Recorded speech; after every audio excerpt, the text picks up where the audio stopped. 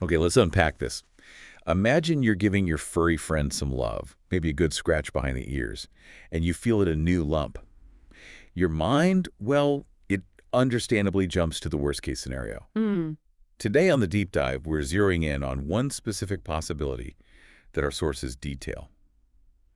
Adenocarcinoma of the salivary gland in dogs and cats. Absolutely. And finding a lump like that, it can be really unsettling, right?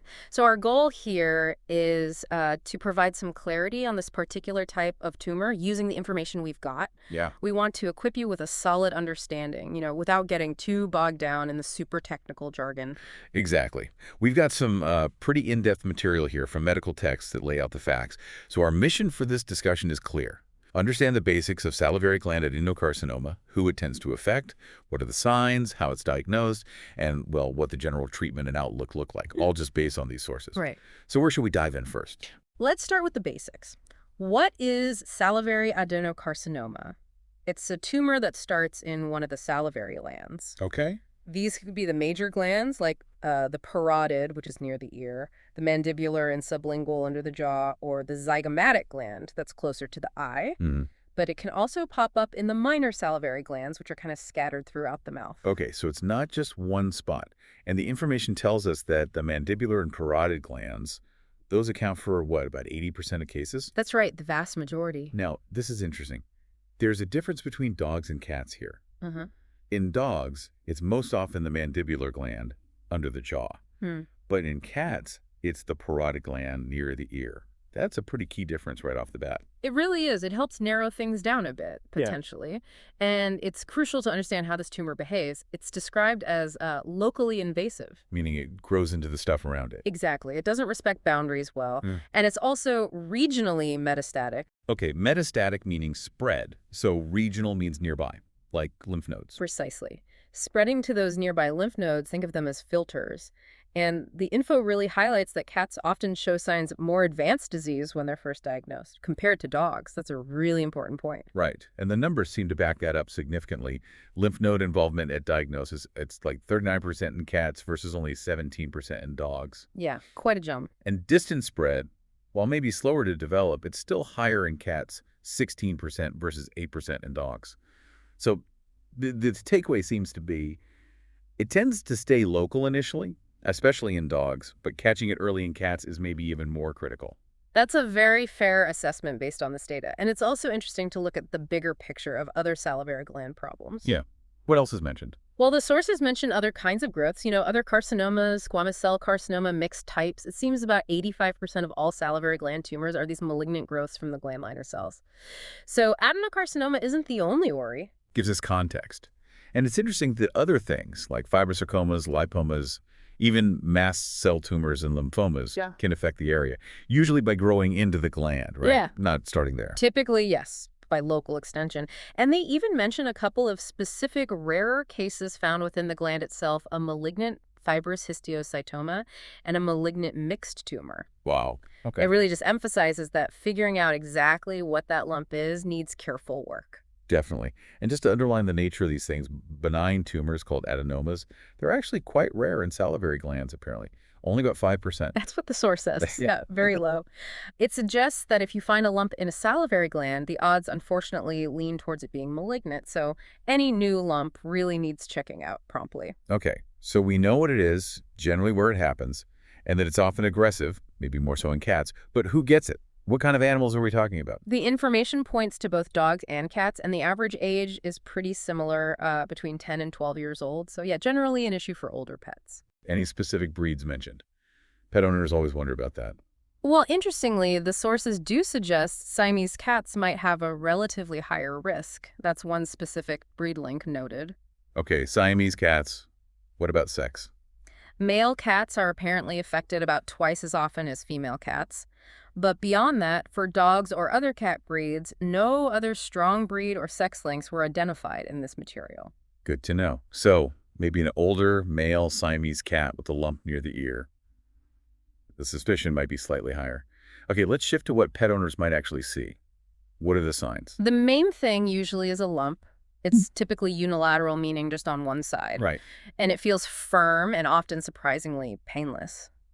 Where you feel it depends on the gland involved. Can you break that down? Where would you feel it for each gland? Sure. So if it's the mandibular or sublingual gland that's under the jaw, you'd likely feel swelling in the upper neck area. Okay. For the parotid gland near the ear, the swelling would be right there at the base of the ear. Yeah. If it's the zygomatic gland near the eye socket, you might see swelling in the upper lip or that cheekbone area, the maxilla. And for the minor salivary glands, you might notice a lump actually on the mucous membrane inside the lip. Knowing these spots helps you visualize what to look for. Definitely. So a firm, painless lump in one of those specific spots, red flag, straight to the vet. Absolutely. Don't wait. Are there other signs, maybe less obvious ones? Yes, the sources list a few others. Things like halitosis, that's bad breath. Okay. Unexplained weight loss, anorexia, which is just not wanting to eat, or decreased appetite. Difficulty swallowing, it's called dysphagia. Exophthalmos, that bulging eye, Horner syndrome. Ah, yeah, that's the one with the droopy eyelid, small pupil. Exactly, that cluster of signs affecting the eye and face, nerve involvement. Its presence can sometimes point towards a tumor in this region. Also sneezing or even dysphonia, a change in their bark or meow. So quite a range. These are maybe less specific on their own, but combined with a lump or even just appearing in an older pet. Exactly. Especially in combination, they could certainly be linked to a salivary gland issue. Okay. Now, the big question many owners ask, what causes this? Do we know? Unfortunately, no. The sources are quite clear on this. The cause is currently unknown. That's often the case with cancer, isn't it? Frustrating. It is, and it just highlights where more research is needed, Makes you wonder what future studies might find. For sure. So when a vet does find a lump and they suspect this, what else might it be? What are they trying to rule out? Right, the differential diagnoses, this is important. The sources list several things that could look similar. Like what? Other cancers, like squamous cell carcinoma, a mucocell that's like a blocked salivary duct causing a fluid buildup. Okay. An abscess, obviously, from infection. Other kinds of soft tissue sarcomas, like a fibrosarcoma, lymphoma could present nearby, and even something called silidinosis, which is a non-cancerous enlargement of the glands. So quite a list. Yeah. Really shows why you need proper tests. Absolutely. You can't just tell by looking or feeling. So what tests would a vet typically start with? Well, interestingly, the basic blood work, CBC, chemistry panel, urinalysis, these are often normal. Really? That's surprising. Yeah, you might expect something to be off, but often it's not helpful for the initial diagnosis of this specific tumor. So blood tests alone won't cut it. What about imaging? X-rays? Regional X-rays, like of the head or neck, are also often normal. Sometimes, though, they might show subtle signs, like a reaction on the surface of nearby bone, a periosteel reaction. Like the bone is irritated by the tumor? Kind of, yeah. Or they might show that the tumor is pushing other structures aside. But the sources really emphasize the value of more advanced imaging, MRI or CT scans. Ah, the detailed ones. Exactly. They give a much clearer picture of the tumor's size, shape, and exactly how far it extends. This is crucial for planning treatments like surgery or radiation. You need that detailed map. Makes perfect sense. You wouldn't want to go in blind. And what about checking for spread elsewhere in the body?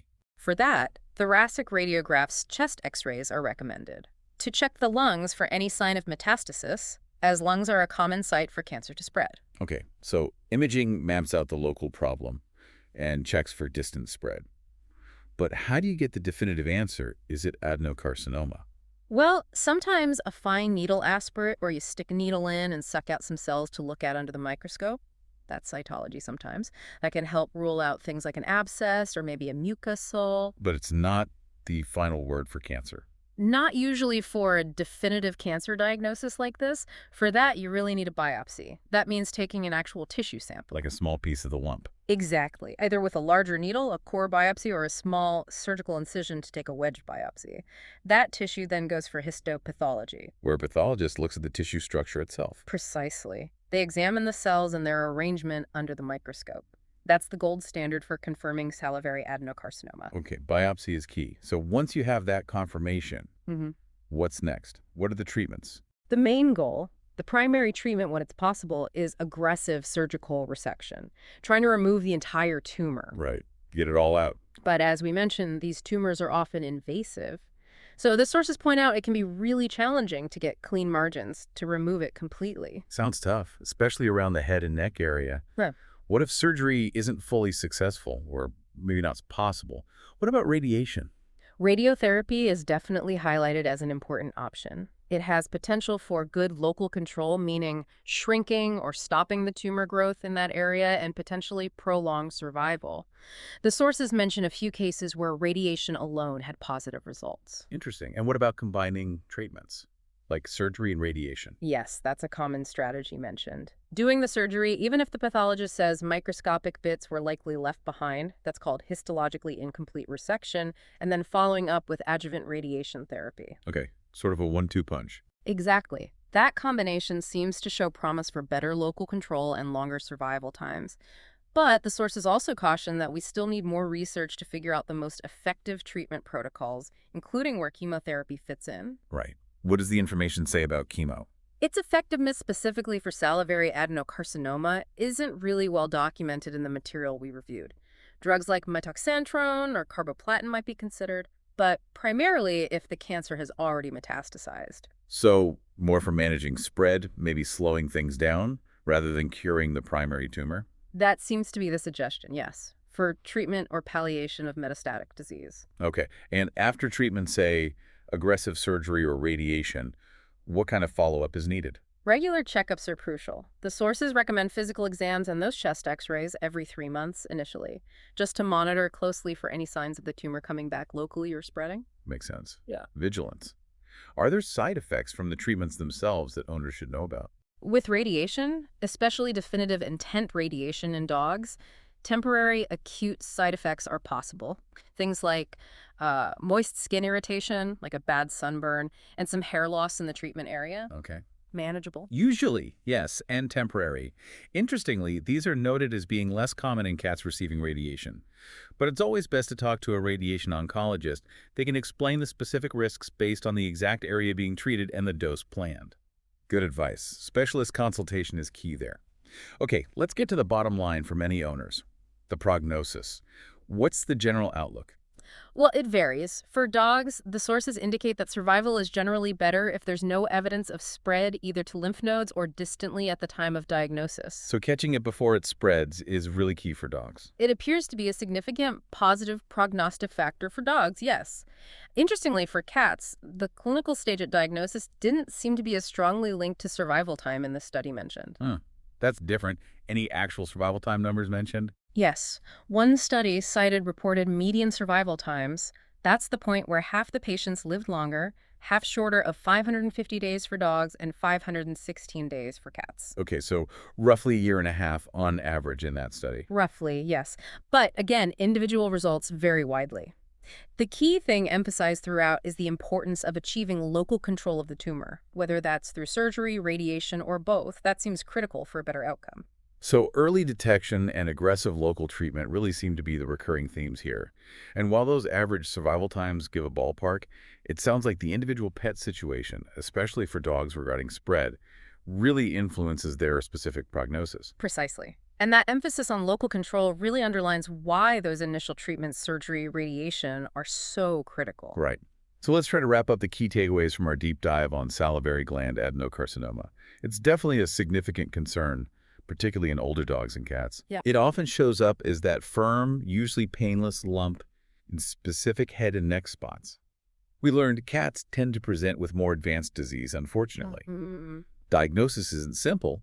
It takes careful investigation, often needing advanced imaging like CT or MRI, and ultimately that biopsy is crucial for confirmation. Absolutely. Treatment usually involves aggressive surgery, often paired with radiation, aiming for that critical local control. Oh. And the prognosis, well, it varies, especially for dogs based on whether it's spread, but local control is paramount. That's a great summary. And it's really vital for our listeners to remember this information, while we've gone into detail, based on the specific sources we looked at today. Right. If you have any concerns about your own pet, or if you notice any of these signs we talked about, please talk to your veterinarian. They're the only ones who can assess your specific animal and give you the right advice. Couldn't agree more.